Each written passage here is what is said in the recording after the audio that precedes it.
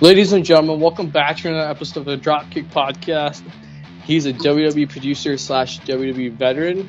You're a three-time WWE Tag Team Champion. He's a former WWE Cruiserweight Champion. She's a broadcast personality, former member of the Nexus. He's a four-time Emmy-winning TV host. Canadian Wrestling Hall of Famer. She's an ACW Women's Champion, and she is the daughter of the late, great British Bulldog. Winner of WWE's Cruiserweight Classic. TJ Black from Ring of Honor, TJP, aka TJ Perkins, Georgia Smith, Darren Young, Arnold, Ariel Blake, Chris Van Vliet, Wrestling Classic, aka Justin Dillon. Please welcome Tyson Kidd, everybody. Ladies and gentlemen, welcome back to an episode of DropKick Podcast. Today we have a very special guest with us. He is the leader of the Sock Flock Nation. He's interviewed some of the best in the game. Please help me welcome Sock Monkey Mike. How are you doing today? I'm doing well. How about you guys? I'm on the best podcast, the most underrated podcast in all professional wrestling. That's right. Podcast. Yes, I love being on here. I love talking to you guys. And for the people at home, if you don't know who I am, you must live under a rock. But you know what? That's okay because this is awesome. I mean, I'm dressed up right here. VP. We're dressed though. It's the Messiah look by Daniel with an AL, which still does not get to me a lot. But hey, that's all good. You know what? Maybe this curb stomp will after the show, but whatever. Yeah, right? whatever. We'll save that for our Instagram lives. But we asked this question to each one of our guests because we like to ask them, like, how have they been, handling quarantine? But how have you been handling quarantine, Mike? You know what? In all honesty, it's been a ride. Absolutely. I think if I'm gonna be honest, it's kind of I've been talking about this with my family recently, and it's been a very at first it was since March when this all started. That's right. It's been very it was like brand new. You know what I mean? It was absolutely man. We don't know what's going on with this. And then, time progressed. There was a point where I was thinking that we were going to flatten the curve. And, there was a point in time where we were at one point, not necessarily safe, not necessarily in good terms per se, but I think it was more, there was a bit of a settling down point. For sure, yeah. And then, so, now has kind of been from the very start when we began March. So, it's been very scary because I've known a lot of people, I don't want to say names or anything, but I do know some people that have been in contact or, the temperature has been over 100. Right. Which is scary. There's been 3 close calls that I've been thus far. But other than that, I mean, it's honestly been kind of a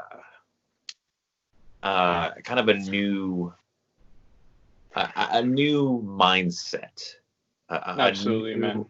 It's been a new, because people say that this is a new lifestyle. This is the new way of living.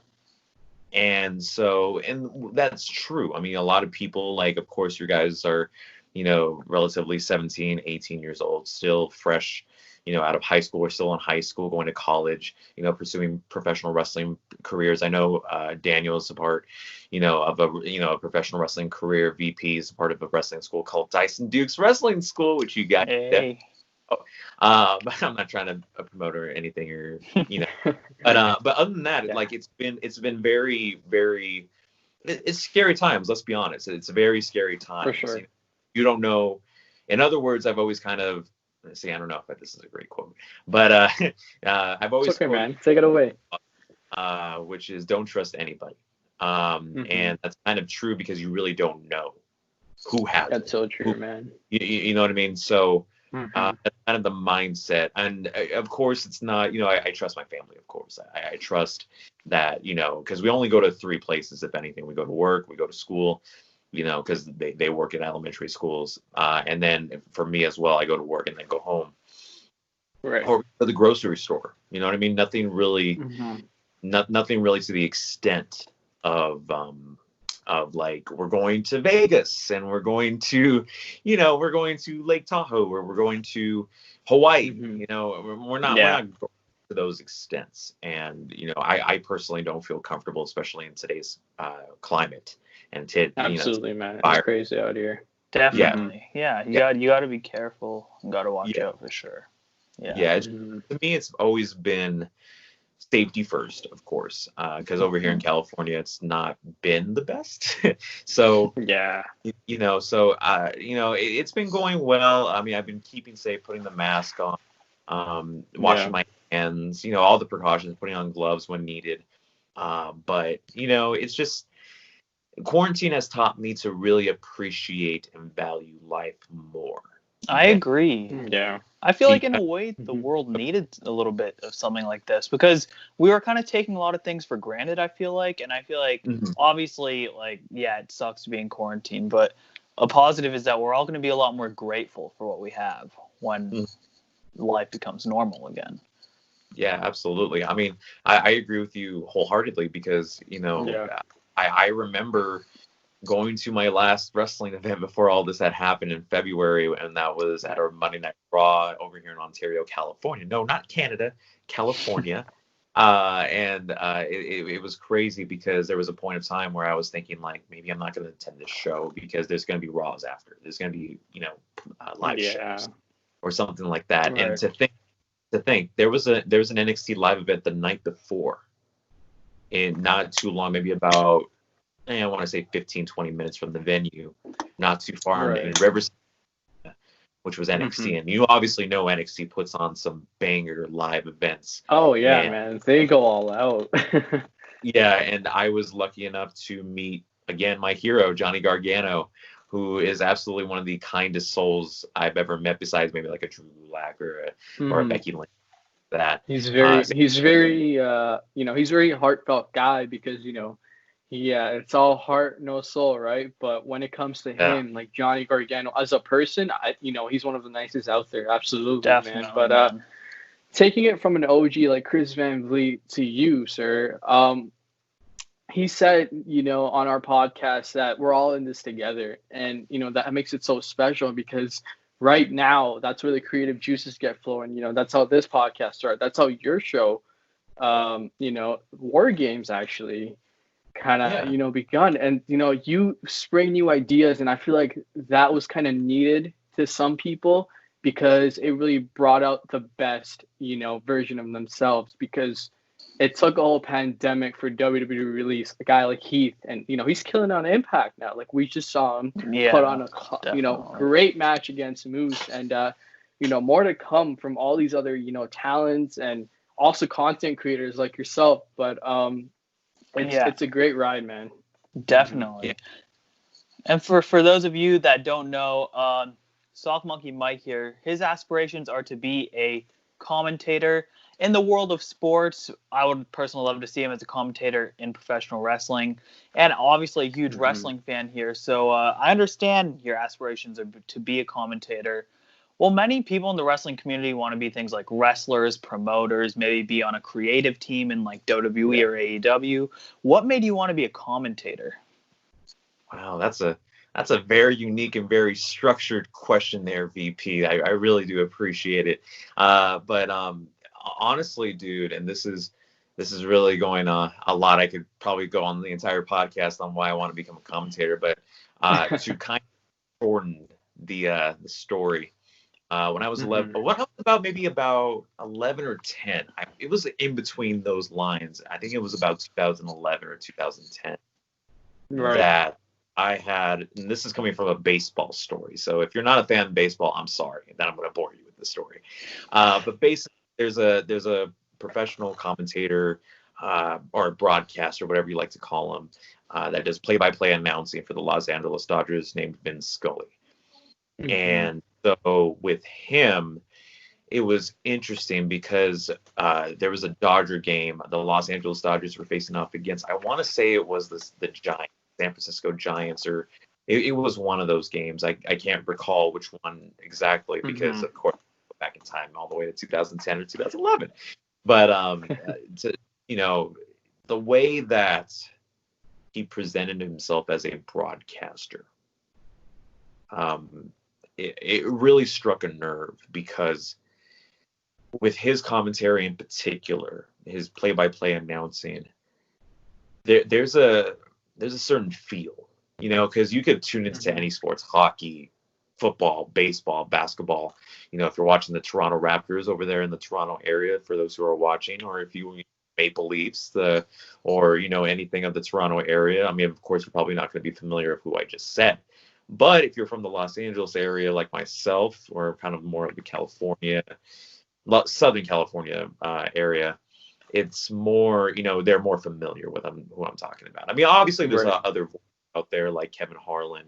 I'm trying to think off the top of my head right now. Ernie Johnson, who's another one as well in the NBA aspects of sports. And then obviously you have, but see, out of all those people, Vince Scully was the one that really caught my eye because he made a game filled with maybe, I don't know, I could be wrong numbers here, but maybe 10,000 people in the state.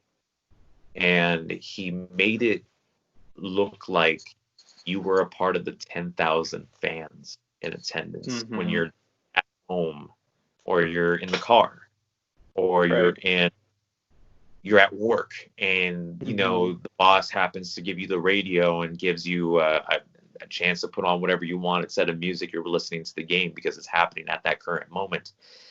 And it's, for me, if you as not just a commentator, because this could go in any way in life, as a professional wrestler, because I know both of you are pursuing a professional wrestling career, if you could involve yourself in a show that you're not competing on, or you're broadcasting on, or you're, if you don't have any, like broadcasting value to it, and you're somehow still involved into thinking that you still have a seat like the one I'm sitting on right now, in front, and you're not even there, that's truly special, because he made it look like that he was your friendly neighbor across the street that just came over and tell you, hey, so the Los Angeles Dodgers are playing against the Brooklyn.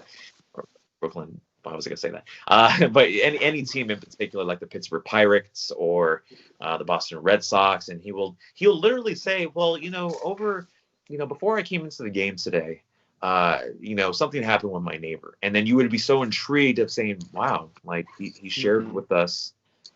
He shared with us a random, like, okay, like now I kind of want to know what happened with the neighbor now.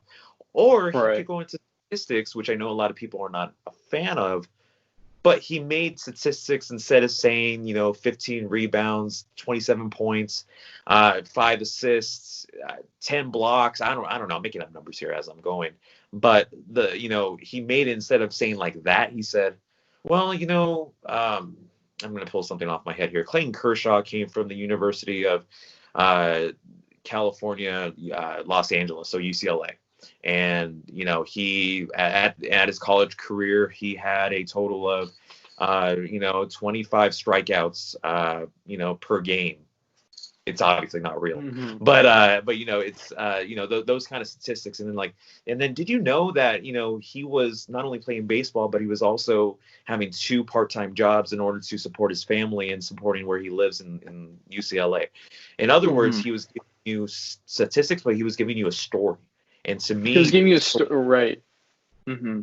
Storytelling is what's most important, I think, and absolutely, that's what he did. with, I agree. Yeah, definitely. I know I'm going on a ramble here, but to sum it all up, man.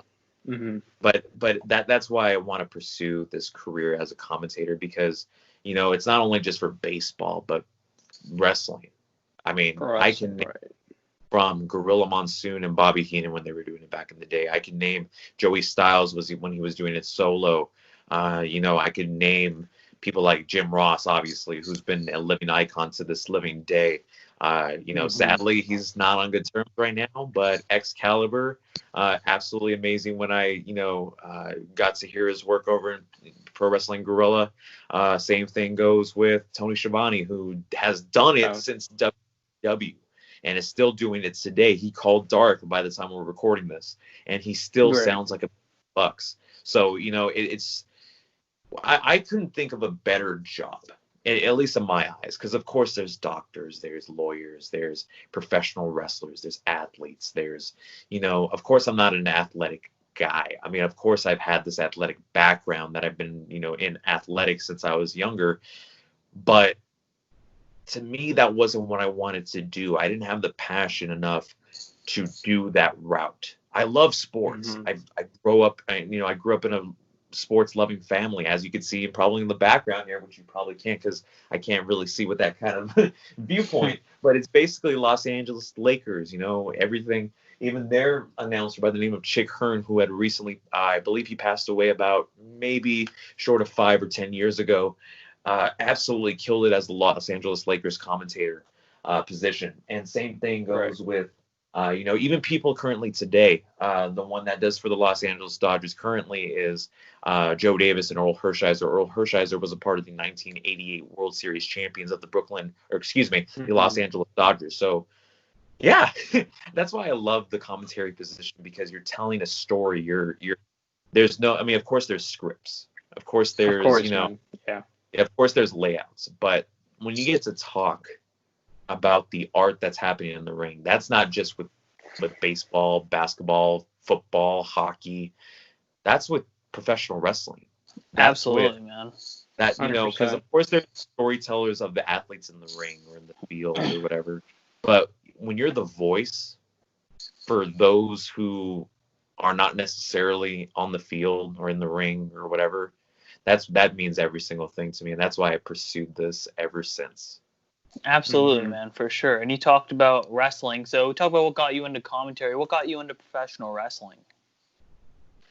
Oh, we could go all day long with this one. But you know what? It's kind of been a family thing, man. I was born, believe it or not, the night that Vince McMahon won the Royal Rumble back in January 24th of 1999. Oh, wow. The same night that The Rock had made Mankind say, "I quit," even though what the real story was Mankind cut a promo on Sunday Night Heat that said, "I quit." And he had that box, So, buddy, actually, funny thing, I met Kane earlier this year. I know I'm going off, but it was cool that you guys brought it up. I met Kane at a Dave & Buster's this year in January. And one of the guys that was waiting in line with me, I don't remember his name, so I do apologize. If you're watching this, I do apologize for not knowing your name. If you could hit me up and tell me your name, that'd be awesome. But what was awesome was that he said that he was in attendance that night back in 1999, because I believe the Royal Rumble was either in San Francisco or somewhere near the California area. And he said they like, we knew it. Like, as soon as he cut that promo on Heat, we knew what was going to happen. But you know what? But going back to your question about the passion for professional wrestling, it's been a family thing. You know, my grandfather was a fan of it. My mom still a fan of it to this day. Her number one wrestler is The Rock and Roman Reigns. I don't. Oh, my mom likes Roman Reigns too. I don't know why. I mean, he's great. Dude, he's gifted in the ring and stuff. I even have his autograph. I've met him twice. One of the nicest people I've ever met in my entire life. Yeah, he's a really nice dude. I just have to admit, like, most of his fan base is like kids and like 40-year-old women. Kane invaded your room, or it was the Fiend. I'm just kidding. So, but going on to my lights went out real quick. I'll switch to that. But yeah, it's probably just Kane. You know, probably just Kane. Or the Fiend.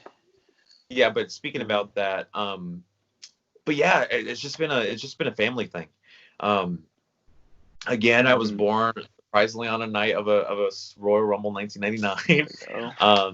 And you know, of course, as a kid, we would watch some pay-per-views here and there, and you know, I witnessed one of those moments being Chris Jericho becoming the first ever undisputed champion in WWE history, when he defeated The Rock and Stone Cold in one night back in Vengeance 2001.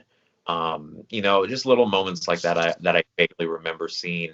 But the one moments that I remember that I was like, professional wrestling is something different. That's something I could get. I agree. And kind of you know what I mean, watch consistently. You know, of course, I can't watch Raw every week. You know, especially back in those. But I think the moment has to be when No Way Out 2004. You know, that night, I got to tell you, that was when Eddie won, right? It's Eddie Guerrero in San Francisco at the Warriors. I believe because I believe, if I remember correctly, the Golden State Warriors were not originally at the Oracle Arena. It was the Cal Palace, I believe. The Cal Palace, yeah. They were at the Cal Palace, moved to the Oracle Arena because it was a relatively new one. But that was years later. You know what's crazy? I heard about that. Is it true that Guerrero and Lesnar only had 2,000 people in attendance? Because that sounded like tens of thousands when he won the title. Yeah, it was crazy. TV magic, dude. I honestly don't know, but I'm kind of surprised to look it up myself. But just going back to that, you know, for a 5-year-old kid, there wasn't really any, like, to my memory, I don't think there was any times that I popped, and this is wrestling terms, ladies and gentlemen, that I popped kind of hard, to my knowledge. Maybe a Stone Cold appearance or maybe something. I don't remember. But Johnny Gargano winning, yeah. Okay, shut up. No, there wasn't that I really popped for when Eddie won that title that night. Because, you know, because in a year, basically, when everything was revolved around Goldberg and Lesnar, you know, Goldberg had just became World Heavyweight Champion the previous year in 2003 after defeating Triple H. I want to say it was Insurrection or Unforgiven. Take that back. It was Unforgiven. See how I remember stuff? That's weird. But basically, and then, like, you know what I mean? That 2003, 2004 era was kind of focused on Goldberg and Lesnar being the dogs. And then Lesnar costing Goldberg the Royal Rumble. And then, you know, just having this moment, because Eddie wasn't, you know, I think, if I remember correctly, Eddie Guerrero wasn't really doing anything when it became, like, beginning of 2004. I think Los Guerreros had just broken up. I think, you know, Eddie wasn't really doing anything, and then he had won the opportunity on SmackDown, if I want to remember precisely correctly. And then he had faced Lesnar. Goldberg was in attendance. Goldberg had, you know, I think they had a brawl, and then he got quote unquote kicked out. And then Goldberg had attacked Lesnar during the match, and then that was crazy within itself, because then you see Eddie Guerrero going on the top rope, you know, with the referee knocked down. Eddie signs. And then Eddie wins. I mean, that was truly, you know, to this day, I still consider it an underdog moment. I mean, there's obviously other professional wrestling that you could say that is the underdog moment. You could say Mikey Whipwreck versus Stunning Steve Austin or Superstar Steve Austin at ECW. I want to say it was one of those pay-per-views.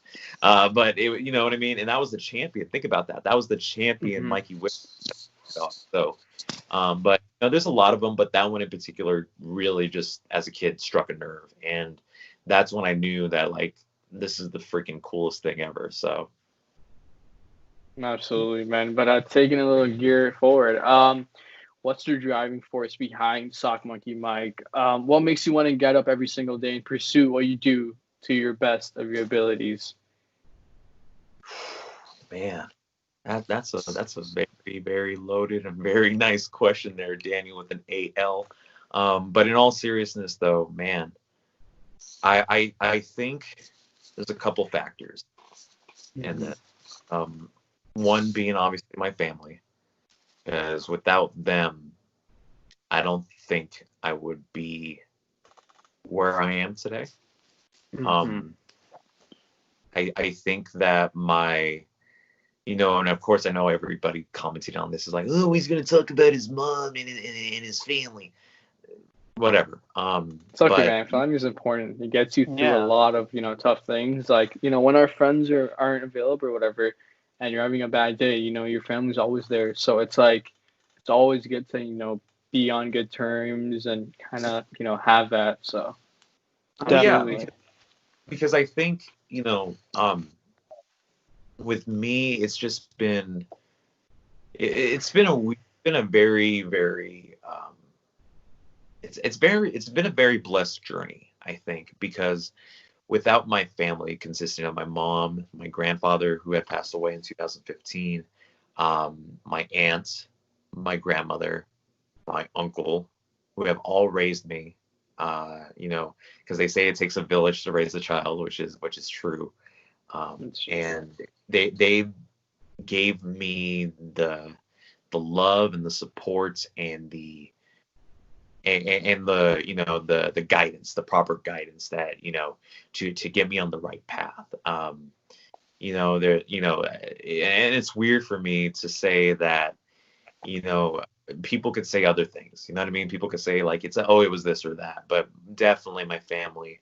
Without them, and I love them to death. I mean, without them, I don't think that there would be a Sock Monkey Mike, if I'm going to be honest, because of course the motivation is there, but not having that kind of support system, which they provide the best beyond, or even the greatest support system and beyond, because it's really they're truly a one of a kind. I love every single one of my family members.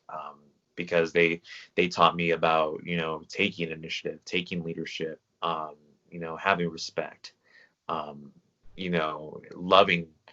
about love, about peace, about maintaining composure, not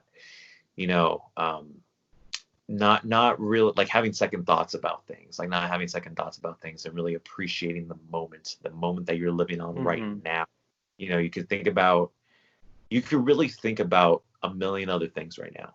You know what I mean? Like, you could really think about, how do I put this? You really could think about, there's a pandemic going on right now, and you really could think about, well, what's if I get sick? What happens if, I go over here? And it's actually funny that I mentioned this because I usually do daily walks with my mom, and it's funny because she said, like, you can worry about a lot of things, but as long as because you could get mentally sick, or you could like you don't feel sick, but then you could like be worried about this one thing that you could be sick. So kind of she taught me about that strong mentality, and it's really really really kicked my butt into gear, and it's been really I know I'm going too on about this, but basically what I'm saying is that it's really helps. That's one of the factors. Another factor has been my friends. Same thing as well as the family. Friends. I've met a lot of friends, especially within this whole start of this puzzled life. Of course, I met you guys, of course, VP and Daniel with an AL. Same thing goes with a lot of people that I met as well. I met Jay over I actually met him in February, but I mean, I guess you could count this year. Same thing goes with Priscilla. Same thing goes with, when I was in community college, I graduated community college this semester in May with a transfer degree in radio, television, and film, as well as a transfer degree in radio, television, and film, and the television aspects. And the people, like the program that I'm a part of, is so damn good because it's filled with individuals, students, faculty alike, that have the same passions as you, that will support whatever you do to get you on the right path. I mean, I don't think if it wasn't for them that I would be making content, and that that I would have stuff like my documentaries that came out, which apparently still needs a little bit more views than it should have. Just kidding. But and then having opportunities like calling baseball games and basketball games for both men and women. It's really, I could talk about all the factors all night long, but basically, if it wasn't for my family, my friends, the people watching, the people that I've met when I've interviewed, it's all the strive to keep going, because no matter how bad I feel, no matter how much I just want to sometimes, and I'm man enough to say this. Sometimes I tear up sometimes. And it's honestly, just thinking about, them and thinking about where I want to be. I want to be in that chair, being a Tony Schiavone or a Jim Ross or even I'll even go say this, a Tom Phillips, a Michael Cole, and really being in that seat and doing what I love to do. Is something that just keeps me going. It just feeds inside me, knowing that I want this so bad, and knowing that I have a support system behind me. Just it means more than anything money can buy. Absolutely, definitely, man. And so obviously we know you want to be a commentator. First of all, link to Soft Monkey Mike's YouTube channel will be in the description, because he also does interviews. He has a series called War Games. But backtracking to the interviews, out of everyone that you've interviewed, who is your favorite person to interview? Wow. Again, another loaded, great question there, VP. But you know what, dude? That's a very complex question. I'll tell you why. It doesn't sound like one, but it's very, because I've said this. I believe I've said this to you guys before. If not, I'll tell you guys now. But I've told this to the people that I've interviewed. To me, interviews are not interviews, if that makes sense. It's a conversation. It's Absolutely. you want to interview someone that you want to have a conversation with. That's what I think about when I have these interviews. I've been lucky enough, especially with quarantine, that I've gotten these opportunities. I'm very thankful and I'm very blessed. But when I interview these people, these individuals, these talented individuals that you may know, you may not know. But if I could get a conversation with them that could get you hooked, that's something that I want. Because in interviews, I feel like, people are like, oh, you're just highlighting Mike. That's not the case. What I'm highlighting that's the same thing with the commentator's position. You're highlighting them. You're not just highlighting yourself. You're highlighting the other person.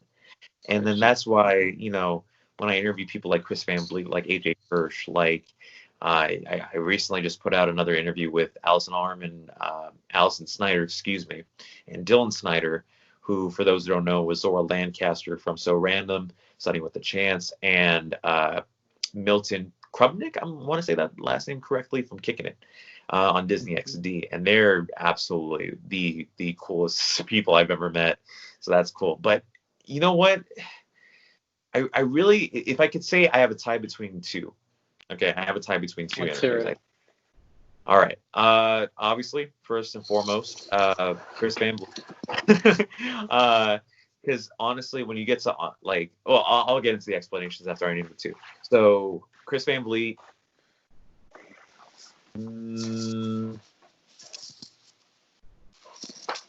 Wow. I'll spoil this one since I don't know when this is coming out, but I think I'll give it to you guys. Chris Van Vliet, Julia Price. Wow. I'll tell you why. Because I'm remember all the interviews in my head right now. Chris Van Vliet. I'm trying to think. Was there anybody else? Because I'm trying to think of the conversation. You know what? Scratch that. You guys are not gonna get that spoiler. Wow. I'm gonna say. You know what? Screw it. No, I'm gonna say her because that conversation was legit. I'm gonna say those two because Julia's interview. I don't know when. Like I said, I don't know when this interview's. It should by the time this comes out, and if it doesn't, make sure you guys tune in for that one. Chris Van Vliet, I obviously say for a reason. He's an inspiration of mine to become a broadcaster. If you look at all the interviews that he has done, especially the interview that you guys did with them, make sure you guys go check that out as well. But when you get to talk to someone that you look up to and you study and you look at all the names that he interviewed. He interviewed MJF and kept his composure. Think about that. He interviewed my favorite interview of his by far. yeah, you look at the interview he did with Alicia Tout. You did, an interview with Matt Cardona. He did an interview with Deanna Purrazzo. He there's so many names, and of course the countless ones with Dolph Ziggler, because I know there's a Dolph Ziggler fan in here. But other than that, there's so many interviews, but you tune in. You know what I mean? You tune into every single of those interviews because you're hooked.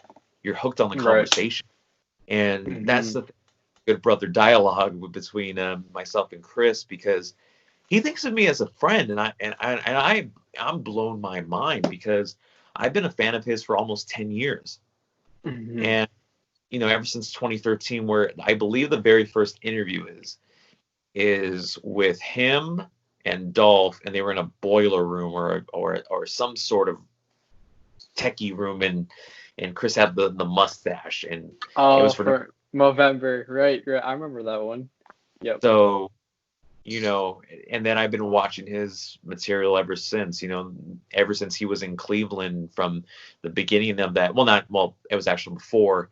And then he left in 2015, and then he moved from 2015 from Cleveland all the way, took his talents all the way to Miami, and then he went from Miami all the way over here to Southern California. So just to think that someone that I look up to, and to think that his interviews are absolutely phenomenal, that he can make a conversation out of anything, blows my mind to think that. 100%, man. 100%. Definitely. So, and then Julia Price. For those, okay, I know I don't know if you guys heard of who that is, but I'll just give you a brief rundown. Julia Price is an artist. She is a musical artist. She has a YouTube. She's been on Vine. She's been on TikTok. She does a lot. She tours a lot. She went to a couple of states, and I think she went traveling around the world as well. Very huge. She did a parody of Royals by Lorde. Really? Which is very by the name of Terry Southern, which you guys should definitely check out as well. She is interesting because her main thing is spreading positivity. Her main thing, creating a smooth, positive vibe towards her audience. And it was funny because I mentioned that in our interview that I asked her, I was like, how do you stay positive? How do you have this thing in your mind that says I'm gonna be positive. I'm gonna smile, and I'm gonna no matter how bad life gets you. And then she said, you know what? She writes a lot of sad songs, surprisingly, and she's like, you got to be sad in order to be happy. And that really touched a nerve because that's happening, especially for the past maybe a year. I don't think it's that long, but it relates, and it's something that I really value. She's such a nice person. She's such a great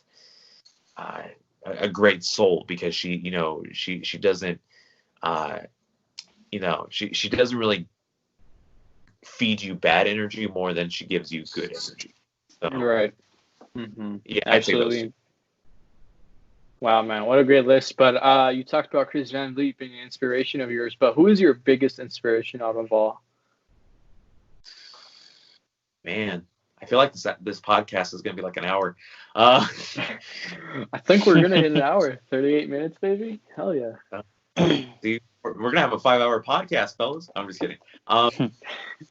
I'd say Vince Scully. I'd say, see, that really depends, man, because there's so many people that I look up. Of course, Chris Van Vliet, Alicia Tout, or Toot, excuse me. I'd even say there's another one by the name of Denise Salcedo, who does this YouTube channel by the name of Instinct Culture by Denise Salcedo. She was actually, get this, she was actually on a watch party for Hell in a Cell alongside X-Pac, and that's when she made her one and only WWE appearance. She does great interviews as well. Kevin Harlan, Matt Vasgersian, Okay. Oh my goodness. Steve Lyons. For those who don't know, he was a former Red Sox, and then he turned into commentator. Steve Kerr, amazing work. For those who don't know, again, Warriors head coach. And then he was commentator. He was actually, get this, he was commentator, and then he was hired as head coach, and then they ended up winning back-to-back championships. Think about that. History right there. A lot of clipboard throwing. Yeah. Man, there's a lot, man. There's certainly a lot that I would love to get a conversation with. But those are just some. Jim Ross, if we're talking wrestling. Jim Ross, Jerry Lawler, of course, duo. Michael Cole, Taz, amazing work.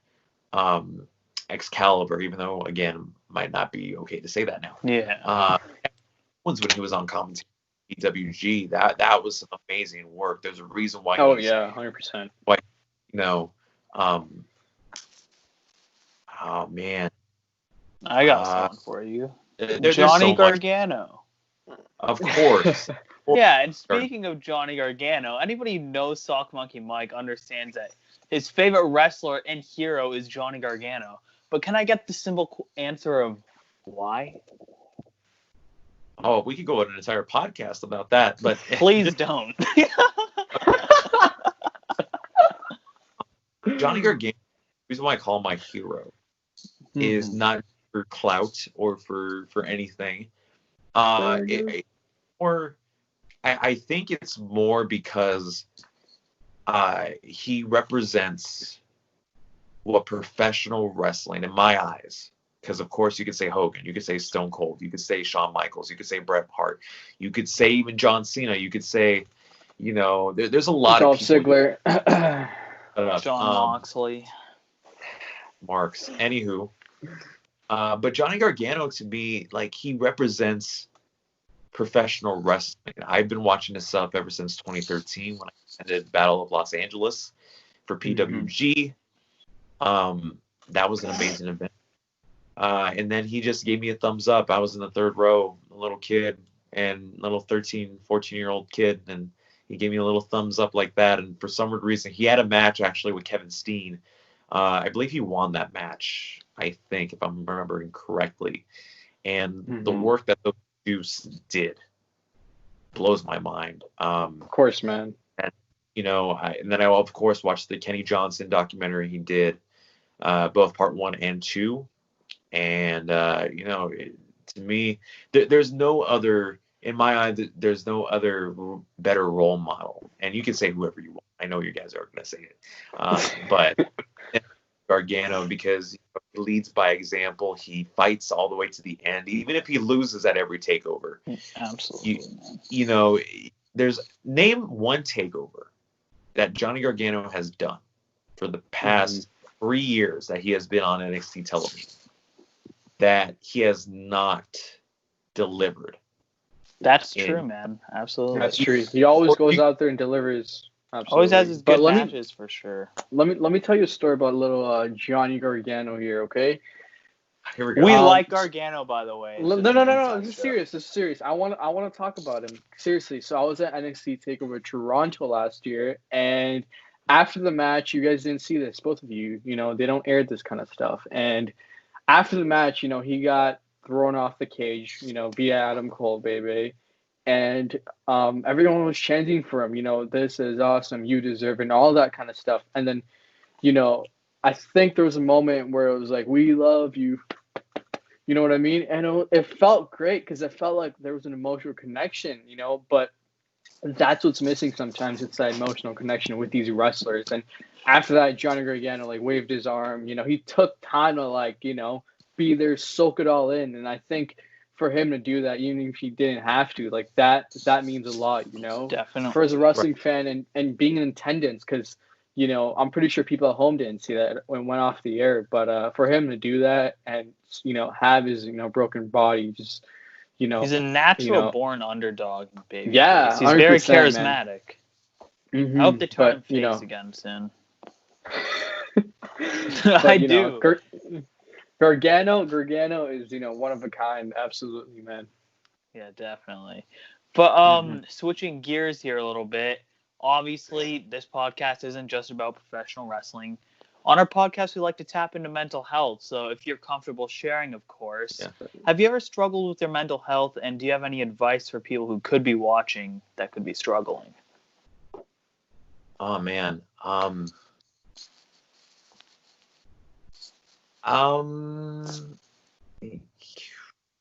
do I answer this? I'd say this. Yes, I have struggled with mental health. But see, the way I do, it's very interesting because I've never really understood it. I've never really, because there was a point in time, this was maybe about 2015, after my grandfather passed, where I was like completely out of it. But of course, there's always good moments and there's bad moments because that's life. We all know that's life. There's always going to be the ups and downs. But fairly recently, I want to say about last year, sometime around middle of last year. It's been a struggle, I think, because at one point, you feel normal. You're just like, you're like, okay, like whatever. And then, but at another point, it feels like, it feels like something that someone said has more impact on you than you thought it would have. And then that into, now I feel happy. Like I'm feeling well, not happy. Like no, like it's not anything of like I feel like happy or anything. It's just like more normal. Just like okay, whatever. And then there's the need to there's the need to sorrow. So it's very weird in my case because like I've had those moments fairly recently, for maybe about a year, and it's kind of, you're up and at 'em one day and you're like okay, but then either you're tired after a shift, or even it's just coming home, like I have this feeling of being down. Like for some reason I need to hear okay, I don't know why I find this the saddest song I could ever do, but what is it called? It's actually the playlist to Christopher Robin. What's the movie? Finding Christopher Robin, something Christopher Robin. The fairly recent one with Christopher Robin being an adult, and he never got to live his childhood because he was put just like that into the adult world. So for me, it's it's struggling, to find happiness in a time of sadness and a time of feeling alone. Of course, at the end of the day, we all know we're not alone. We're very together, even in a virtual platform. But for some weird reason, I feel like it's my. See, it's very hard to explain because it's like at one point, like I feel like normal, and then at one other point, I just feel, I feel sad. I feel, about whether it was something like, man, I just wish everything was back to normal, or I wish I could have done this better. I talk about a lot, to not have failure have an impact on you. But then for some reason, when I say that, it still eats me up because I did fail. Like earlier this year, I had quit my internship because they were treating the interns, or at least from my school, like garbage, completely garbage. Right. And you know, of course, as much as it felt great to get that out my back and to say, you know what, I didn't need them. They don't, you know, whatever, I could do better than them.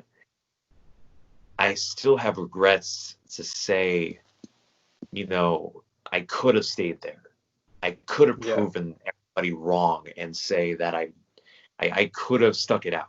I could have done this. I could have done that. I could have. But at the end of the day, I know that as much as I want to say, you know, and motivate myself, I just like for some reason I mentally cannot find that balance of saying that everything is going to be okay. I can't find that self-motivation for some reason, even though I tell other people, because I feel like that's my motivation of telling other people rather than telling myself, because I feel like that the energy that's being that I'm giving to them is way better than giving it to myself. Mm-hmm. And see, that again, that goes back to the, you know, being sad to then just being normal. Like, you know, it's a very complex way to explain it, because it's a shift and just hits you. It just, because like for some weird reason, like the moment I feel sad, you know, I feel like that it's something that is needed, but it's something that I just wish could happen less and less. Mm-hmm. Absolutely. You know, if I explain to my family that I feel this way, then the question that's going to pop up is why? Exactly. Why are you?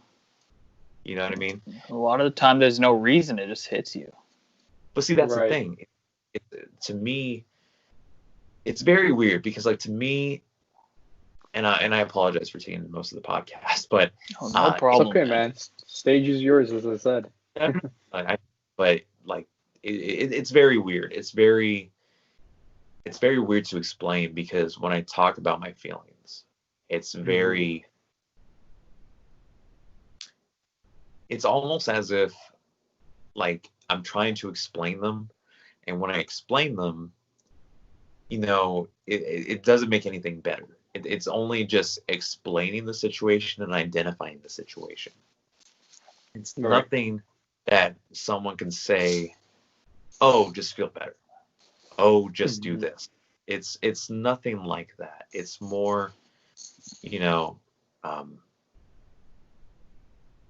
see, it's very, like, I can't even properly explain it. It's okay, people think it's like a switch. Like they say, oh, if you're feeling sad, just don't feel sad. But like, you can't control it. Yeah, I know exactly what you're saying. I actually saw a funny TikTok about that. This one guy, he was like, oh, I have severe anxiety and depression. He's like, it's just a mindset. If you don't want to feel sad, then don't feel sad. Then the guy in the backseat of the car was like, hey, do you have any tips for me? I have cancer. And then the guy was like, also, that's also in your head. So if you just don't want to have cancer, just stop thinking you have cancer. I don't know why I found that really funny. It's very... It's very weird to think about, you know, especially with...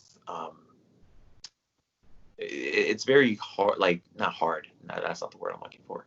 It's very interesting to think about, because when you feel a certain way and you want to, you know, and you want to feel a different way, you want to feel happy, but then you feel sad. You know what I mean? When you feel sad, you want to feel happy. Right. I think I said, but whatever. You know, and then it's very interesting, because you want to feel another way just to avoid that way. And then I feel like when I approach those, when I confront and I approach them, like men suggest, it seems that it doesn't. To me, I think of it as a cold. You take the medicine, you know, you confront it, you take the medicine, and eventually it will go away. But eventually it will come back. Right. So it's kind of, it's weird. You know, it's something I wish it could, you know, something I wish could go away, but it just kind of, it's still there. That's the best. Of course, man. But you just gotta remember you have a great support system, like your family, like Vic and I and your other friends, man. But anybody that's watching or listening, on an audio version of it, just remember that, like, one bad day does not mean a bad, long-term outcome, as they say, because sure, you're going to have a bad day at school, that's normal, or your job, it happens, but you got to remember, when you wake up the next day, that's a brand new start, that's a brand new template, that's a brand new canvas, and when you go to work, when you go to school, you just got to remember, like, hey, I got to do this, and I'm done. I go home, I do whatever I need to do. You try to keep your mind occupied. Right. Yeah. And, a lot of guests come on our show and they said, oh, I like to read, I like to paint, to cope, or even to work out, because I know that's an escape for a lot of people. But when it comes to you like making content, you like networking, and I think you should keep doing that, keep being that, sock monkey Mike, keep killing it, man. I feel like, you're 21, right? Yeah. And you've already come this far. You've done some. You've great come things. this far, right? Boy. And and the wrestling classic, Justin Dillon, he was, he said, like, man, I feel like I haven't accomplished much. I haven't done much, but he one day wrote down things that he's done. He's like, man, I've come pretty far, and I feel like sometimes people need to, like, take a moment and smell the roses, as they say, because we're so focused in this, like, thought process of, like, man, I hope so on and so replies to my email for this interview. I'm looking forward to Basically, sometimes you got to forget what's next when you're feeling down, and you have to go back and think, what have I done? I've done some pretty cool stuff. I've done some really awesome things. And you always got to remember, there's light at the end of the tunnel. As you said earlier, it's like a cold, fine, it'll go away, but it'll come back. But you can say the same thing for when you're feeling happy. And I feel like that'll help you out too. Because one thing I always tell to my friends when they're venting to me or when they're feeling down, I always say things have to be bad to get better. And it's true. When you're in a dark place, the light's going to come. Things are going to get better. And that's for everybody listening. Just understand that things have to be bad to get better, for sure. Of course, man. And I think the greatest part is the process of it, because I'm like, I hate it when people don't make, like, that transition to where it's like they don't seek the help they need, if that makes sense, because it's too hard. But a lot of things are hard, but you gotta remember, it's worth it. It's worth every ounce, every hour, every minute.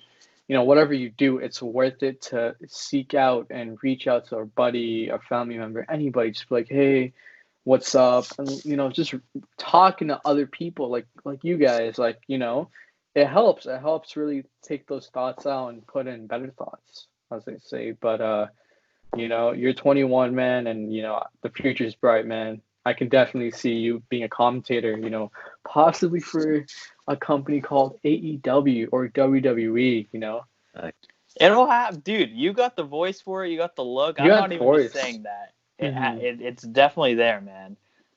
Well, at least I don't look like But if switching gears a little bit, if you could change anything about the wrestling community, what would it be? Ooh,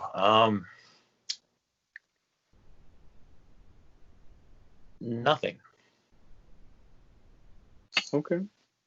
I'd say nothing, because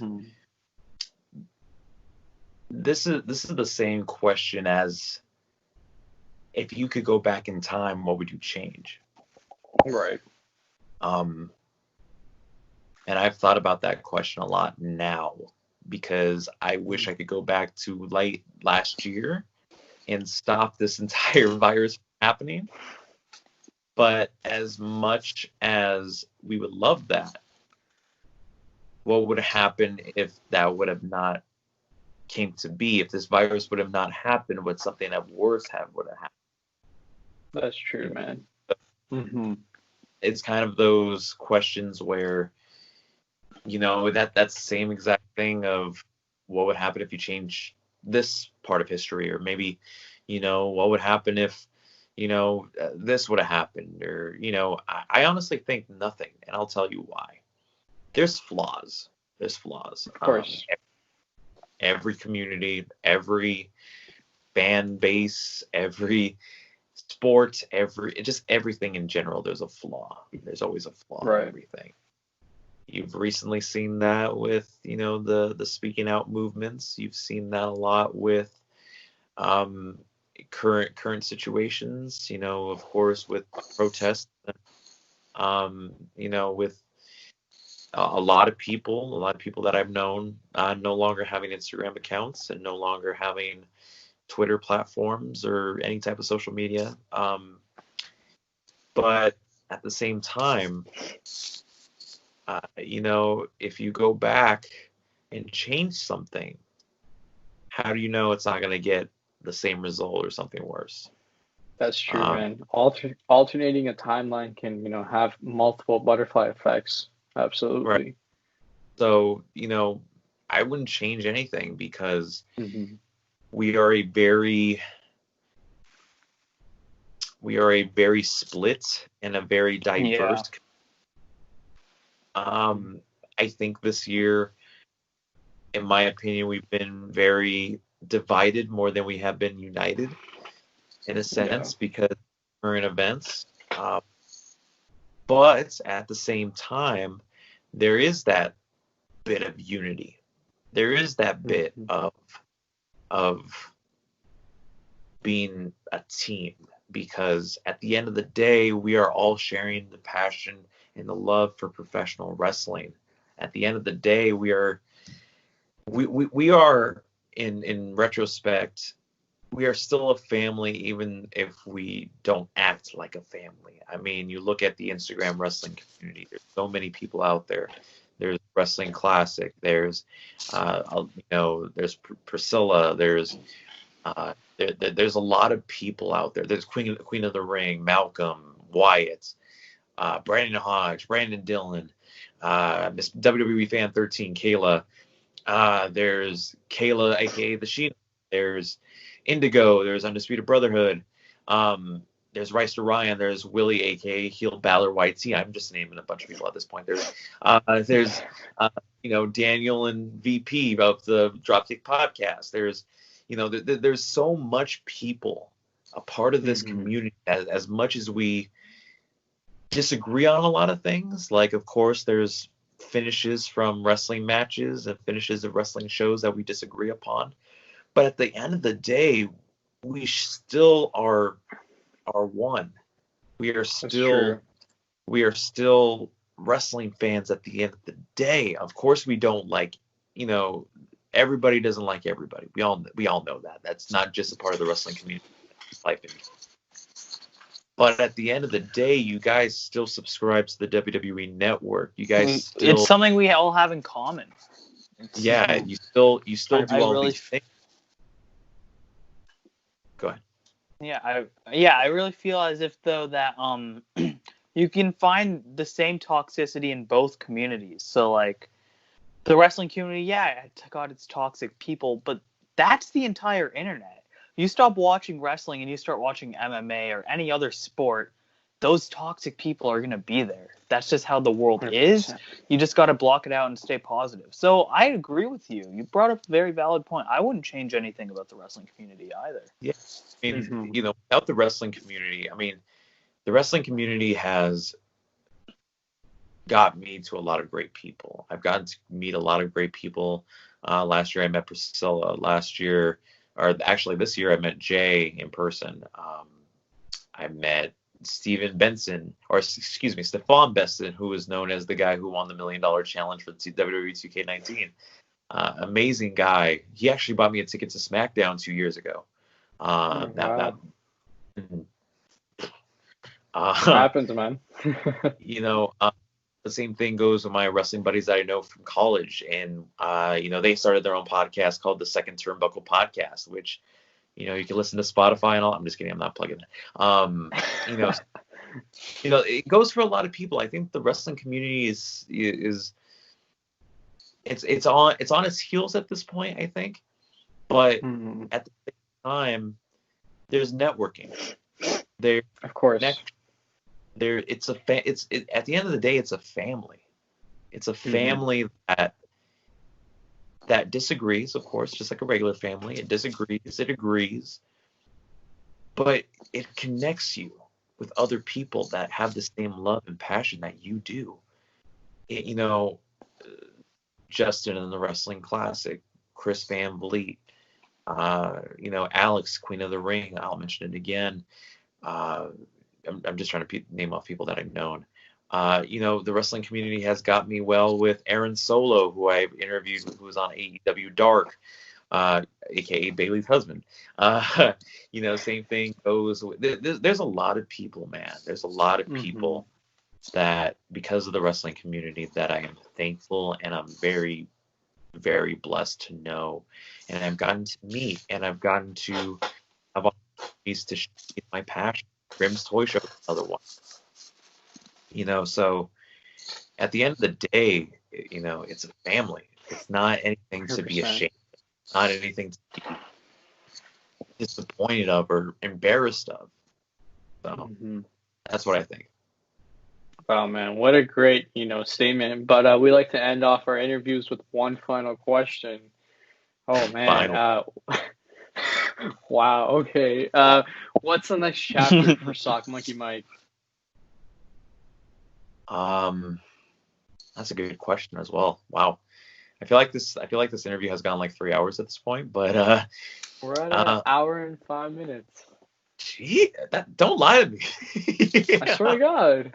All right, whatever. It's a good one. Oh yeah. Man. What is next for Sock Monkey Mike? I don't know. Because I'll be honest, last year, if you would have asked me that question, I would have said that I was going to be producing more content than I did the previous year. And then in total, I only produced about maybe 3 videos that entire year. This year, I told myself that I was going to produce more content and I was going to try my best to be on a more consistent basis. Right. So at the beginning of the year, that didn't look like a very clear plan, but then, life was pulled to a halt. And then I told myself, you know what, during this time, especially now, I think it's time to put out that content. And that's what became a War Games. Putting out War Games each and every week. And then same thing goes with the interviews, having great conversations with these great individuals. And then same thing goes with, going on live on Instagram and, just there's so much that this year, although it's been the worst, I get it. But it's been a blessing in disguise, I think, because it's really given people the opportunity to talk to those that they've always wanted to talk to. Evidently, I mean, of course, it's not 10 times out of 10, maybe about 8 times out of 10. But right. Of course, you got to take those risks. You guys interviewed Chris Bay. You guys interviewed Chris Van Vliet. You guys interviewed the Wrestling Classic. You guys interviewed Brian Pillman Jr., who's been on AEW television, on AEW Dark and all that. I mean, all because of this quarantine. Right. And, when I'm asked the question, what is next for Sock Monkey Mike, I properly do not know how to answer that because we don't know what happens tomorrow. We don't know what happens. A lot of uncertainty. There's a lot of uncertainty. So, as much as I want to be confident on here and say that, I have this, I have that I'm doing. I'm working on this. Honestly, I don't know. I don't know what's up next. I know I interviewed a couple people recently that I'm very excited to release those interviews. I just recently again interviewed Allison and Dylan Snyder, who are absolutely great human beings that are confident. Check that out, guys. This link will be in the description to this channel. It's honestly, I don't know, and I'm kind of excited to know that I don't know because who knows what I see where the wind blows you, man, for sure. So, But so that was our final question. But we do end it off with a game. Anybody who watches the DropKick podcast knows we always end it off on a game. So we like to play a game with all our guests. We're going to give you 10 names. You can use one word or one sentence to describe each of them. All right. We're going to start things off with Jim Ross. GOAT. Josh Matthews. I had to throw that in there. Same name or no? Pardon? Yeah. Same name or no? I said Josh Matthews. Yeah, I said Josh Matthews. No. Can I say GOAT again or no? Oh, no. Oh, yeah. Or, okay. All right, I guess not. Gotta change it up. Put you on the spot. Right. Okay, I gotta put it in a sentence. Very, very, very professional and very underrated at his job. Mm-hmm. Absolutely, man. Mauro Ranallo. Oh man, see, I already used greatest of all time. I'd say Hall of Famer if you count that as a word. The work that he has done, especially in the mixed martial arts scene, and then transitioning that into the professional wrestling scene, what he had done on SmackDown Live and a couple of takeovers, and especially with NXT, it would be awesome to meet him one day. Off the charts, man. Absolutely. Drew Gulak. Oh, leader, best friend. Okay. Oh, all right. Chris Van Vliet. Inspiration. Great friend as well. There again, been watching his stuff ever since I was 14 years old, and it's crazy to think that how we're friends. It's crazy, right? Life's strange. But Michael Cole. Despite popular opinion, meaning that he's really good at his job. Mm-hmm. I'd say I would even go as far as saying living legend, if you count that as two words as one, because he has killed it at the game since 1998, and to continue that for over 21 years is crazy. So yeah, man, he's so good. Yeah, definitely. We learned earlier he's very important to you. Started off kind of your path. Vin Scully.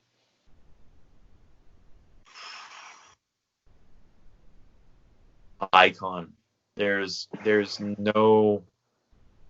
If you guys are watching this and don't know who I'm talking about, please look him up.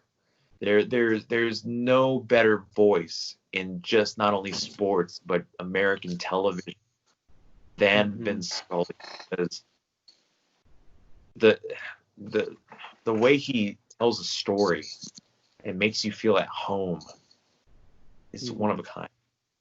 Absolutely, Icon. Man. But Tom Phillips.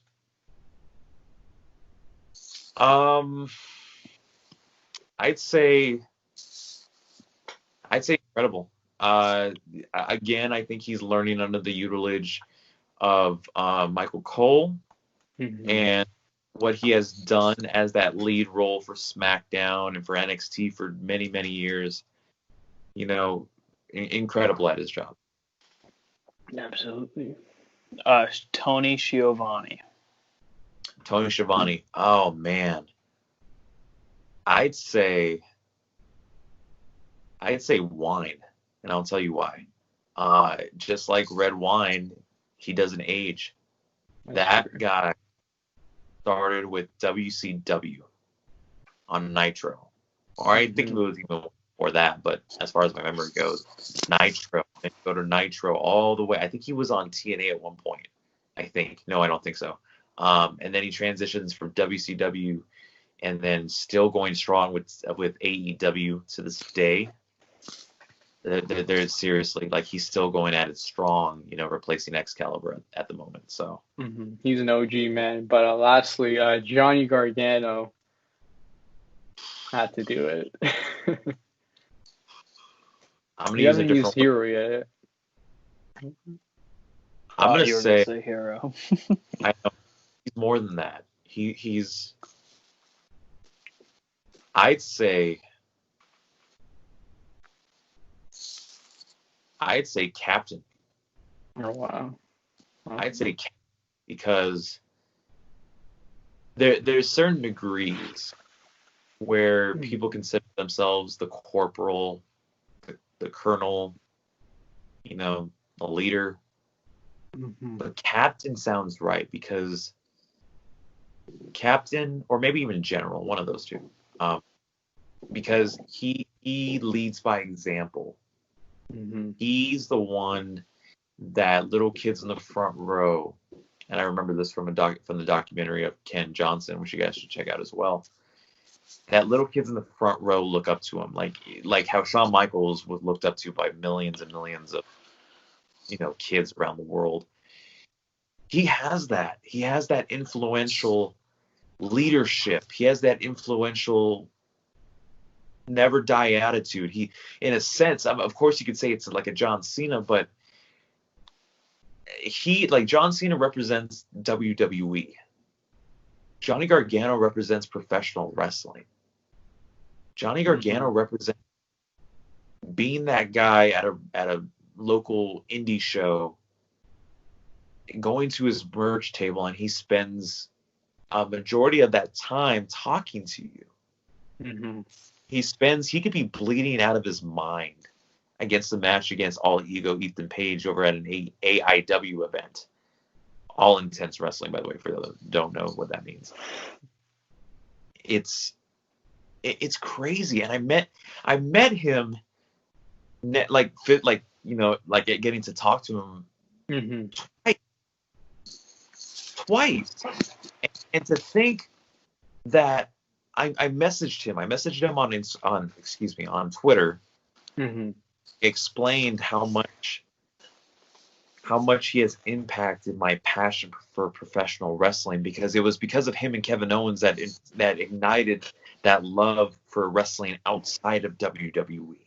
That there's professional wrestling, the art, that is not just WWE and storylines. The storyline is that there's two athletes in the ring, two very different, whether they're brothers or complete strangers, best friends or whatever. And he tells a story unlike any other. That's true, whether man. He loses that takeover, or whether he wins the world championship at Takeover 25. No. New York. New York, whatever. He lost it at 25. Okay. Well, it's just, and the fact that he messaged me back saying, hey, I appreciate you, this message meant a lot, and just taking his time to read it. Well, of course, he could have lied and just scroll through it, but just it means the world. There's a reason why I play My Hero by the Foo Fighters. By the way, thanks to the Boulevard Bullies for actually finding that song for me. It just means different, dude. It just, the passion that man had for the art of professional wrestling is so influential, so identical to my passion for broadcasting, for commentary, because I live, bleed, sweat, and feed off of doing what I want to do for the rest of my life. And the way that he does that for professional wrestling, and sure, people hate him. Sure, people don't like Johnny Gargano. People don't like the new theme song. People don't like this about him. People don't like his heel run. But at the end of the day, you're still talking about him. That's true, man. At the end of the day, you're still buying Johnny Gargano merch. You're still buying his new theme song just to complain about it on Twitter and Instagram.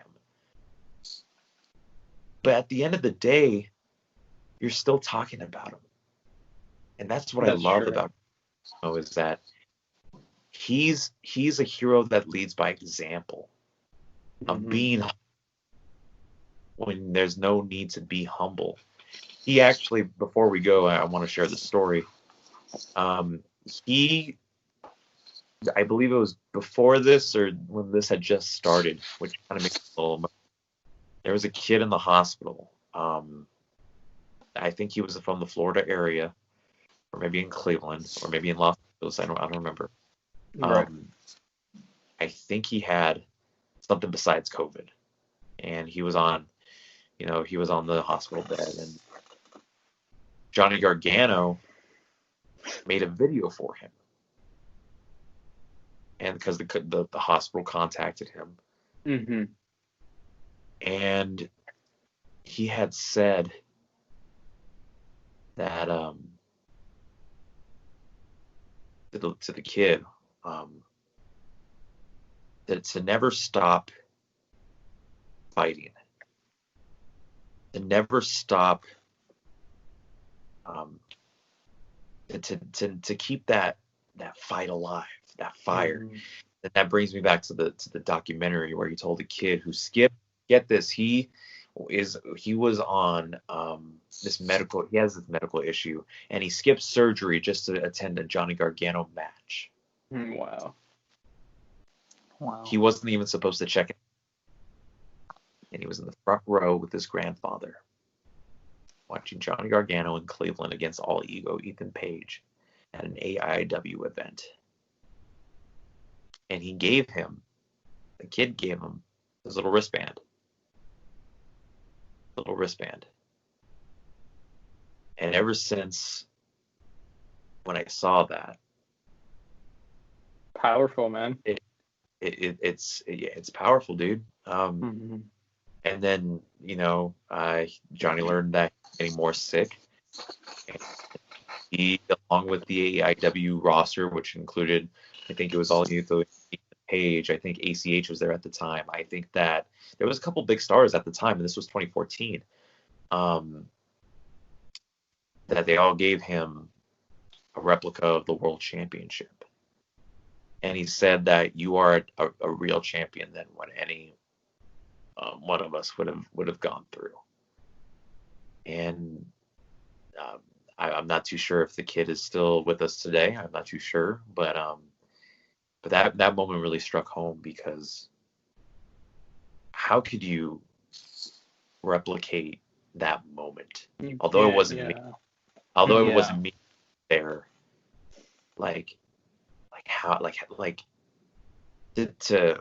to put it shortly, because I know we're running out of time. It's all good. It's honestly surreal, and that's why I call Johnny Gargano my hero. Even though Foo Fighters head singer or lead singer Dave Grohl said that it wasn't supposed to be a song about heroes, it was supposed to be about a hero being disappointed. It means so much, man, because Johnny Gargano is really a hero to me, at least. And he's seriously one of a kind. He's seriously the most passionate guy I've ever seen that has entered a professional ring. And he could get beaten up and lose and still smile at the end of the day, and still go along and give that kid a vibe and give that kid an autograph, and tell a kid like me, who apparently there was another drunk guy that was next to me saying that I love you, Johnny, and then comes to me and saying, oh, I've seen you at every single Riverside show, and to think that it's always great to see you, and he gives me a hug. It gets you, man. It gets you emotional, and it's like definitely that's how I feel about Dolph Ziggler and et cetera, et cetera. But what a great way to just top this interview off, because at the end of the day, this is to inspire, this is to motivate and help people. And man, thank you for taking the time. I know we were goofing off earlier, but I thank you guys for taking the time out of your day. And where can we find you on social media? Well, before I do that, make sure you guys follow DropKick Podcast on their social media. Instagram is going to be DropKick Podcast, right? The DropKick Podcast on Instagram. Yeah. You guys follow Daniel with an A-L. I don't know why he has that. I think it's Daniel A-L with a 9, I think it is. No, I'm 8. Whatever, it'll be in the description. From _Prashar on Instagram as well, and I think on Twitter as well. But yeah, you could find me on YouTube, Instagram, and Twitter, all same handle, Sock Monkey Mike. But yeah, man, I'm not anyone special, if I'm gonna be honest. I'm just a guy that just showcases their passion. I showcase my love for professional wrestling and sports. But it's been a great conversation. I know I took in your guys' time a lot, but I do time. I do appreciate you guys dressing up for this occasion. And with the little Messiah look, I see you, Daniel, and then same thing with VP rocking the purple dress shirt. At this late at night. And but yeah, thank you guys so much. Didn't expect to get this emotional, but I appreciate it. Absolutely. I appreciate it too, man. Thank you for keeping it real, bro.